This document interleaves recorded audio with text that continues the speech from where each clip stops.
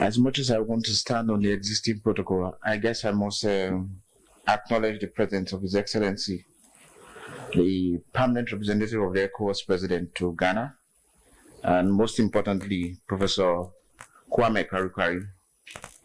I have fond memories of working with Prof, and I think my remarks basically will be centered on some technicalities that I think we should take away as it concerns journalism practice in the region.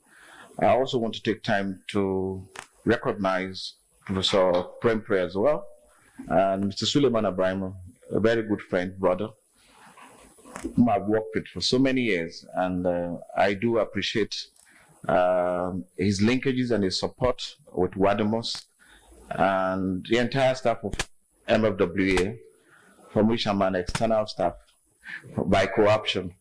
I want to thank you all for this opportunity. And indeed, from the technical sense of it, I would speak and allow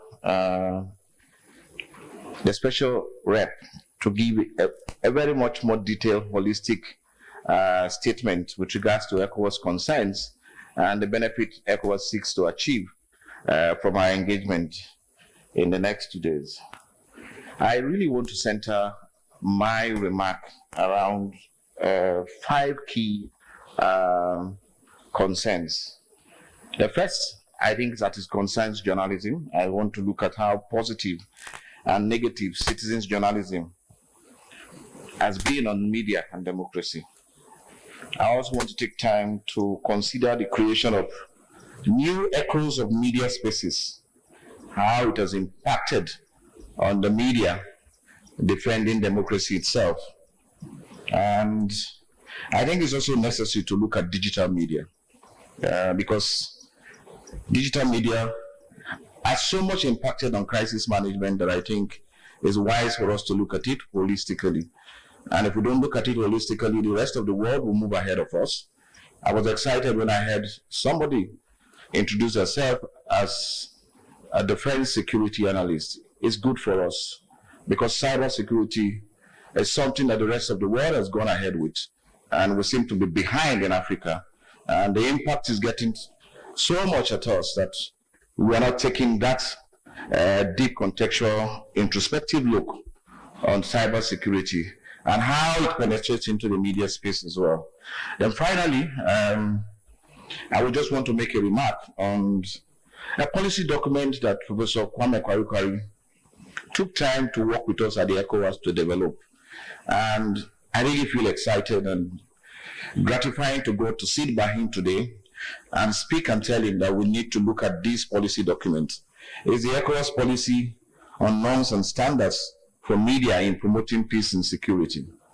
I think it's high time we look at this policy document from the perspective of what we do today with regards to cyber security, with regards to digital media space. Indeed, Media Foundation sets a lot of firsts for me. And I think the first I would say in this regard is what we need to look at in terms of the retrogression of democratic processes in our region, and also how we can counter-evaluate this within the context of rule of law, promotion of human rights, and inclusivity in participatory governance processes, but specifically how it impacts on the media. So let me make my first remark on the positives and negatives of citizens journalism on the role of media in enhancing democratic practice. Today in our region, the effect of citizen journalism, as positive as it is, has opened up the space for conventional media practitioners, as well as expanded citizens journalists, to more or less infiltrate the media space and create questions that have raised concerns on how we look at democracy and how we define the media's role in democracy. In the onset in the region, you had the conventional and mainstream media properly regulated and managing information as they ought to. But today, with the inroad of citizens journalism, a lot of setback has come into the space. And political actors have chosen to use citizens journalism from the back end to promote crisis that even democracy itself is finding it very difficult to manage. And because it's within the context of legitimacy of their role, you can't really question it. And there's been a lot of concerns on how do you regulate citizens' journalism. Regulation in terms of positive attributes of what you gain from citizen journalism contribution with regards to expansion of the space and creating right and freedom of expression to every other individual community citizens. But I'm hoping that by the time we come through with our conversations here, we would examine how citizens journalism have gotten an inroad into mainstream journalism. You would see that there's a conflict of interest among those who are media practitioners within mainstream media who really want to project what is positive, but because at times overregulation by states and polarity in terms of the influence of the government on the day on public media, it has reached a stage where they too themselves go into the platform of embracing citizens journalism and putting out messages there that they would second from the conventional media space. I think we have to manage this. If you look at what is happening in our region, there is a lot of stimulations from the citizen journalism space into the mainstream media. And once that conversation becomes very topical, and if you watch closely the mainstream media, they take time to even project the digital media space in their mainstream space. And in doing that, they amplify some of the issues you do not really expect them to amplify because some of them might not be verifiable facts. So I think we need to take a second look on how we balance the positives and negatives of citizens journalism on democracy itself. I think in the region, we are not doing too well in terms of how we balance these positives and negatives. And I want to employ experts, media practitioners, and very, very respectable civil society outfits who are here to work with us at the ECOWAS level to come up with the strategic points that we can utilize to see how best we can manage the impact of citizen journalism on democracy. I think, distinguished ladies and gentlemen, the other remark I would want to lay emphasis on has to do with the creation of new echo chambers and its impact on the democratic space, and how it sort of negates the defending of democracy itself. If you look at how we open up new echo chambers, anybody with a click of the mouse can decide to open a new echo chamber space. And when you get the required followership, you can start feeding it with the kind of information you want to feed in there. And most of the time, the content development is very, very subjective. It's not a content development that weighs the balance of the respect for rule of law, respect for other citizens' rights to their integrity, and respect to government institutional agencies, ministries, and department integrity. But yet, you see these new echoes that have been opened up being utilized in such a way that it negates all essence of rule of law and substantive protection of government institutions. In some advanced democracies, you would see where the highest authority at the highest level of government tweeted so much that the entire world could compute the numbers of tweets. And the echoes that this tweet got across to the rest of the world even almost negated. Like I said earlier, I was excited to know that there's an intelligence analyst and journalist here in here with us.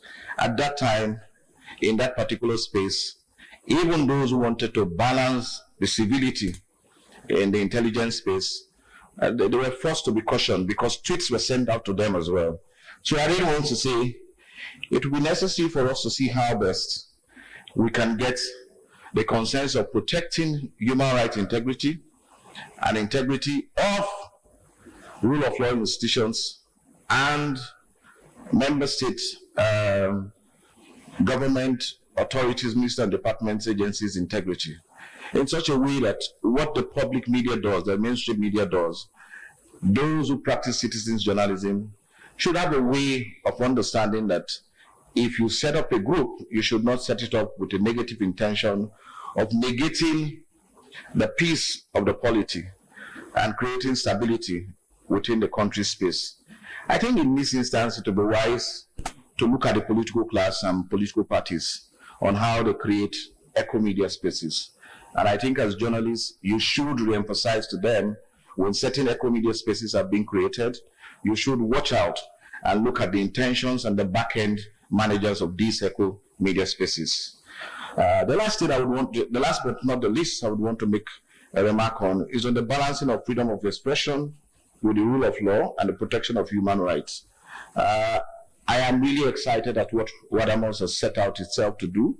And in planning this, Wadamos and Media Foundation for West Africa, in the last 2 days, like Stule did say, I've had sleepless night and we're trying to come up with a new unit under the division I work with to manage concerns around the new media space, especially the digital media, and looking at how we can foster some sense of balance in terms of regulation. If you agree with me, conventional mainstream media, television, radio, they are properly regulated. And if they get out of hand, they understand, not necessarily sanctions, what the implications would be. So of late, we try to look at how we can manage that. Corruption is a key concern to us at the ECOWAS level, but what we had looked at is that corruption borders on transparency and accountability. So we thought it wise. It's still postulation, and we are hoping that going forward, ECOWAS might specifically start looking at transparency and the civic space. So in looking at the civic space, the regional bodies such as the Wademos of this world, media foundations of this world, WANEPs of this world, the RADOs of this world, the Social Watch of this world, they will all come together and work with us in looking at how we balance accountability and transparency in the civic space. The civic space is something I believe we need to consider in all of our conversation here. It's very key for us to look at how political actors and media as the fourth estate of the realm goes in there. I think the media in its own efforts should take time to look at how it manages its digital content. There are times that obscene posts come up in their digital space. And to regulate this, they give excuses that they're running a profile on what has been posted in the digital space. And I think for conventional media, re-echoing what is negative in the digital space is not too positive, because you are, as it seems today, the last resort for the protection of human rights and integrity of the individual citizen, and also institutional integrity of the bodies that form up democratic ethos for our region. If we don't manage these three arms of bodies who support democratic ethos in the region, what we find out is that the capture of democracy, like we've all been complaining, will be made perfect through the media space. And I think the media should come out and address the concerns that has stimulated and has been used as a huge tool for galvanizing and promotion of new ethos chambers that people work with today. So I want to say, and I want to believe that at the end of these 2-day engagements, we would come out with very right strategic framework that ECOWAS can borrow from, that would enhance the respect for rule of law, enhance the protection of human rights, look at a way of making citizens' involvement in democracy much more accountable. Content development in the digital media space should be looked at. And I think the cyber framework policy that ECOWAS has, I would want to advise the media practitioners here and media consultants and experts here should take a second look at it. It's a policy document, but I think the visibility for that document has not been given it enough space for it to ventilate. So I think if we take time to look at that policy, it will help us a great deal. Because where contents are managed and we don't understand where the back ends are coming, it becomes a challenge. And I will just speak to this very quick example. If you look at participatory governance processes today in the region, nobody knows who managed the content of the software that we use to deploy towards supporting participatory governance processes. And whenever the judiciary calls for it to be tendered in court, you would find out that those who are behind the back ends, they decline to appear before any court and to give you their data to support what the court wants to make a ruling on.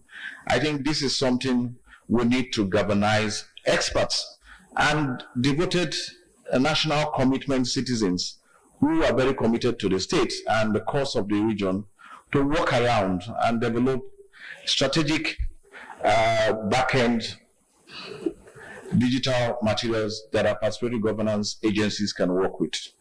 So I want to say this is very key, and in developing it, they must take cognizance into the protection of human rights. Lastly, I think it would be wise to just mention some remarks on how you manage, use the digital media to manage crisis in the region. This is a major challenge we have now. If you try to manage it through the digital space, the approaches have always been very diverse. When it becomes so painful for the government of the day, the information ministers will come up with pronouncements that would almost seem as if they want to create a total blackout on the social media space. And I think this is not so healthy. Engagement with the media and sending out rebuttals that are positives will be very necessary in this regard. So I want to suggest that, especially if you look at what is happening in the 3 transitional states, I want to believe the actors and the media practitioners who are from these 3 transitional states, we expect a lot from you. We expect you to create visibilities on the issues happening in these 3 transitional states. And we believe that ECOWAS' desire to have them revert back to democracy is to have them revert back to standard orders and constructive engagement that promotes rule of law and enhancing citizens' value to information and management and using of information. I do want to once again thank the organizers, Media Foundation for West Africa, and all of the good friends and brothers who work for Media Foundation for West Africa. My good sister Abigail, thanks for such an initiative. And we want to believe that Wadamos should have a specific interest group that will promote digital media and make an oversight responsibility on digital media something that our parliaments can look at and our parliament can review, so that we don't have that power just around a communications or information minister. I thank the organizers and I thank all of you for giving me this opportunity to make these remarks to you. Thank you so much.